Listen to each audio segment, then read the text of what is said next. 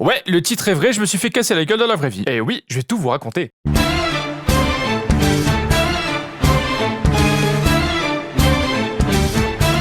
You'll never see it come back.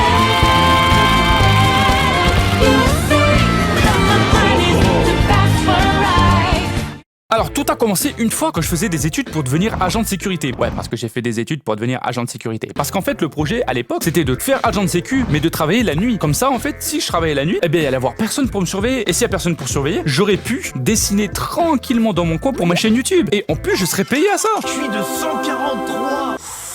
Ah ouais, ça c'était une époque où je savais pas encore percer sur YouTube. On avait des plans de secours les gars, moi je vous le dis. Et du coup, comme j'étais en formation pour devenir agent de sécu, normal, je me suis fait des potes là-bas. Et parmi ces potes, il y avait un mec qui s'appelait Bilal. Et ce mec avait fait 8 ans de boxe thaï. Boxe thaïlandaise pour les intimes. Pour ceux qui savent pas, la boxe thaï c'est ça. Bon, je coupe la vidéo parce qu'il fait ça 200 fois. Et du coup, je sais pas pourquoi, mais nous les hommes, on aime bien faire les cacous, tu vois. On aime bien essayer de comparer qui est le plus fort, qui a les plus gros muscles, qui a le plus gros os, bah tout simplement. Je gagne pas trop au dernier truc. Mais bon, on fait comme on peut les gars. Et du coup, je sais pas comment c'est venu dans la discussion, mais à un moment, on s'est dit, attends, voir. Qu'est-ce qui se passe si Bilal et moi, on se battait? Activité certifiée macaque. Parce que moi, j'avais 20 kilos de muscles de plus que lui. J'ai toujours eu un sac de frappe chez moi, tu vois, dans ma grange où je faisais la muscu, donc donner des coups, je connais. Et lui faisait 65 kilos, mais il avait fait 8 ans de boxe thaï. Bon, moi, je savais pas vraiment ce que c'était la boxe thaï, donc je savais pas qu'il avait fait 8 ans de ça. Attends, mais pourquoi j'ai ramené ma meuf ici? Moi, je suis con, quoi. Bébé, ferme les yeux. Voilà, c'est un indice pour la suite, les gars. Donc, on voulait savoir qui allait gagner entre la force et la technique. Le rouge contre le bleu. Valorant contre CSGO. Au bout d'un moment, on se donne rendez-vous en haut d'une colline de Toulouse. Le soleil était en train de se coucher, comme pour donner une touche dramatique. On a pris des gants de boxe et on s'est dit, vas-y, c'est maintenant. C'est l'heure de la baston du siècle. Reculez, les gars, ça va partir en Fight Club. Moi, perso, j'arrivais vachement confiant, hein. Carrément, je le vannais comme s'il était mon petit. Je me disais, bon, tranquille, j'ai 20 kilos de muscle en plus. Je suis plus grand. Je vais le déchirer, le pauvre. Et ben, les gars, j'ai jamais été autant surpris que devant ce qui allait se passer. T'es prêt le pitchoun? Eh, j'étais prêt l'année dernière. J'étais prêt, t'étais pas né, The Bee. Ok, alors let's go. Round 1. Fight.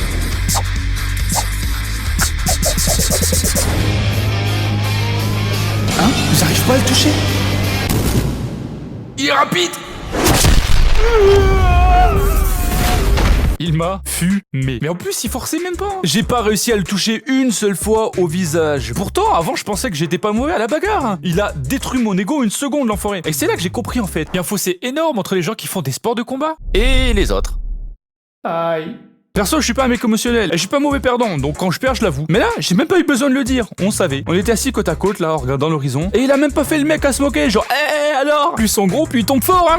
Il a rien dit. En fait, y a que moi qui étais surpris, je crois. Lui, depuis le début, il savait. Et il a toujours été humble. Mais pourquoi t'as jamais répondu quand je te vannais? Si en plus tu savais que t'étais plus fort. C'est très simple, Léo. Dans la vie, je n'ai pas d'ennemis. C'est beau ce que tu dis, Bilal. Tu me payes un kebab?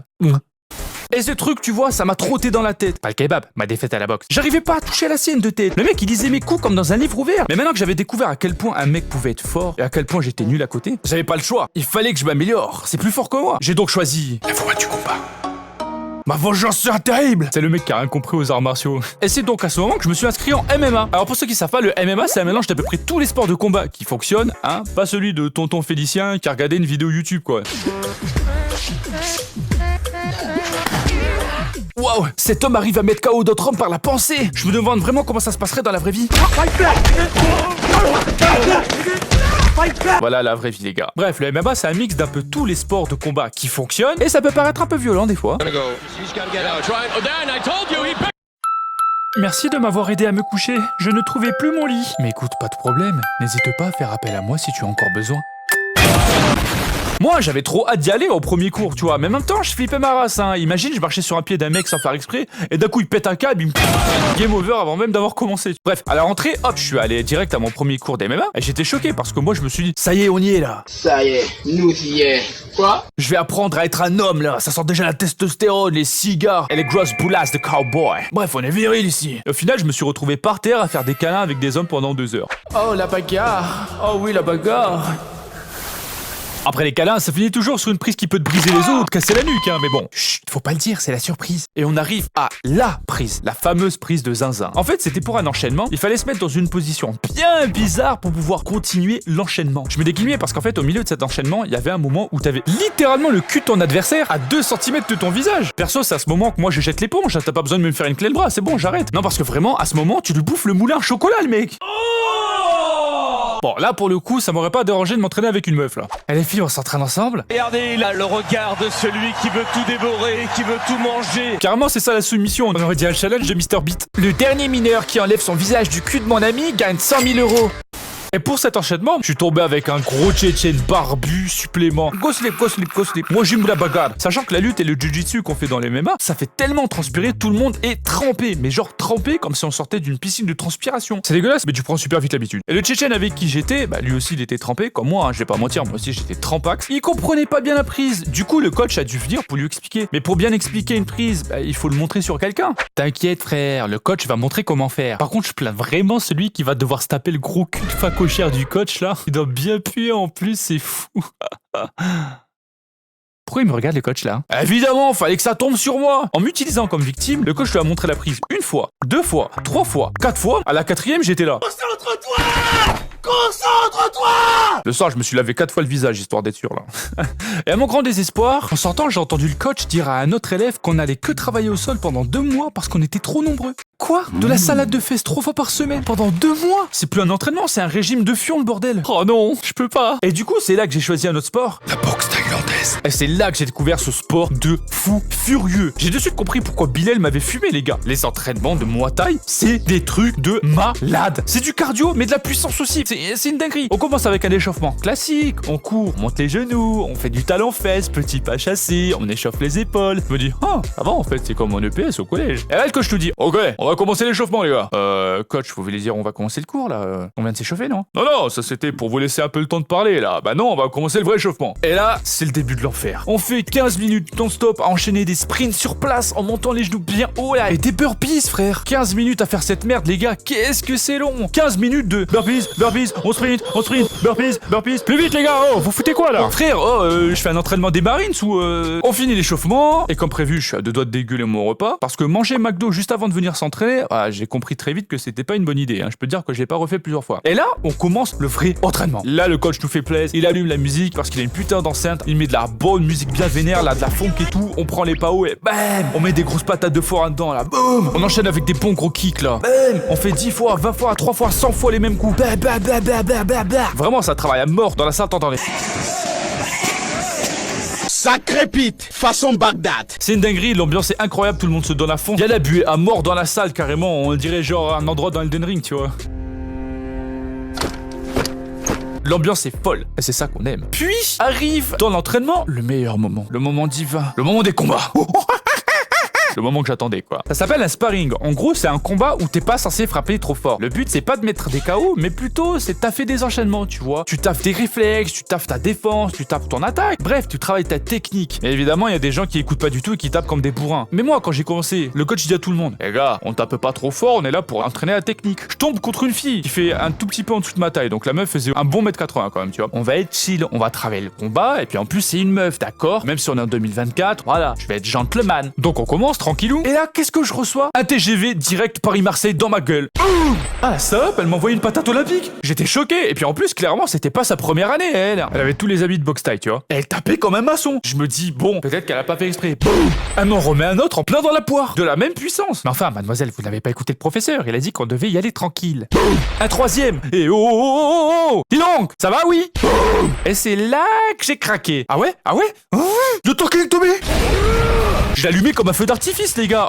Parce que vraiment, elle frappait fort sa race. Femme ou pas femme, j'étais en légitime défense. Là, il fallait que je me défende. Sinon, j'allais y passer. Genre, elle pensait qu'elle allait me bisuter comme un chien parce que j'étais nouveau ou je sais pas quoi, tu vois. Je suis ici pour apprendre à pas me laisser faire. Alors, je vais pas me laisser faire, merde. Et bref, le sparring arrive à sa fin. Et là, je remarque quoi? Elle saignait du nez. Et là, je me dis, merde, j'y suis allé un peu fort. Je m'approche d'elle pour m'excuser, tu vois. Et la meuf me regarde en souriant et elle dit, ah, ça c'était un bon combat, ça. Quoi?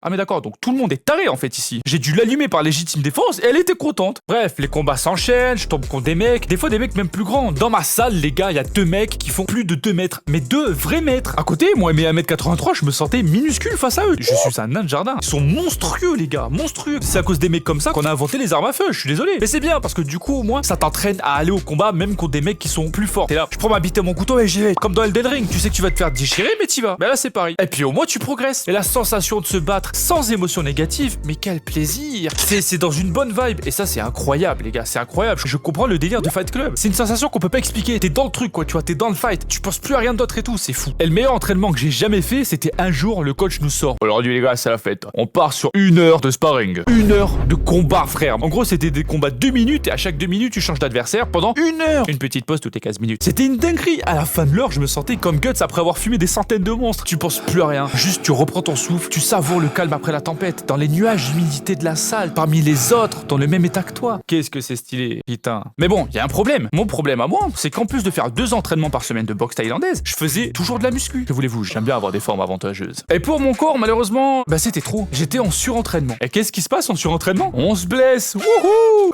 Ça, pour me blesser, je me suis bien blessé. Vous allez voir, c'est pas rigolo. Mais c'est un peu ridicule. On fait un sparring avec un mec. Lui, je sais qu'il frappe fort de fou. Hein. Il en a rien à branler du sparring. Pour lui, c'est un combat. Et moi, ça me gêne pas trop, tu vois. Il y a des moments où j'ai envie de tabasser quelqu'un. Hein. Et du coup, je vais contre lui, comme ça, on peut aller à fond. Tu vois. On peut se lancer des bonnes grosses pommes de terre. Et c'est bien. Après, lui, il est un peu con parce qu'il fait que ça. Et ça se voit que du coup, il progresse moins. Par exemple, pendant ce combat, je vois qu'il essaie de m'enchaîner, mais il baisse la tête. Du coup, je lui prends la tête et je vais lui mettre un coup de genou. Sauf que, évidemment, je m'arrête. Hein, parce que je sais qu'un genou contre un nez, dans cette situation, le nez, il gagne rarement, tu vois. On est en entraînement, je suis pas débile, je vais pas lui broyer le nez juste pour lui montrer que je suis plus fort. Je suis pas con. Je me dis, bon ben voilà, si on était en combat, là c'est gagné. Je me suis arrêté à 1 cm de son nez. Hein. Allez, maintenant fais un bisou. On continue. Et là, il balance un middle kick dans mes côtes et j'ai pas eu le temps de le contrer. Boum! Ça fait mal, mais ça va. Il y a un truc que je vous ai pas dit, c'est qu'en fait, quand t'es en combat, la douleur, tu la sens pas. Il y a l'adrénaline qui est à fond, mais vraiment, la douleur, tu la sens pas du tout. Bref, je suis chez moi tranquillou, j'ai plus mal nulle part, tout va bien. Et là, pour aller sur mon lit, en fait, j'ai toujours sauté à l'horizontale. Surtout quand j'ai mon portable dans les mains, tu vois, je saute sur mon lit. Sauf que moi, je suis plus enfant. Je fais 85 kilos, j'ai la vingtaine. Bah là, cette fois-ci, c'était la fois de trop. J'avais mon coude exactement là où le mec m'avait touché. Et en tombant sur le matelas, mon coude rentre dans mes côtes. Et c'est comme ça que je me suis cassé la côte. Et du coup, pendant 2 mois, je pouvais pas faire de sport. Mais même courir, c'était impossible. J'avais trop mal. Littéralement, les côtes, c'est le seul os où t'as mal quand tu respires. Genre, vraiment, c'est quoi ce supplice? Et je te jure, j'avais le seum. Ah, maintenant que ça va mieux, Léo, tu vas te venger, hein. Parce que finalement, c'est la faute du mec, hein. Il avait fragilisé ta côte. Eh ben, figure-toi que non. Pourquoi? Parce qu'en fait, maintenant que je sais me battre, j'ai réalisé que j'ai aucun ennemi. The name is Leo, making layers like Lego. I come in clutch, boy, let's go. Making some noise like Velcros, go underworld like Velcros. Content to play like a vector. Subscribe if you want more. Subscribe if you want more. Subscribe if you want more. Subscribe if you want more. I like it, it's mine. The prices blow my mind. I feel so rich. I feel like a billionaire. I'm shopping like a billionaire. I'm shopping like a billionaire.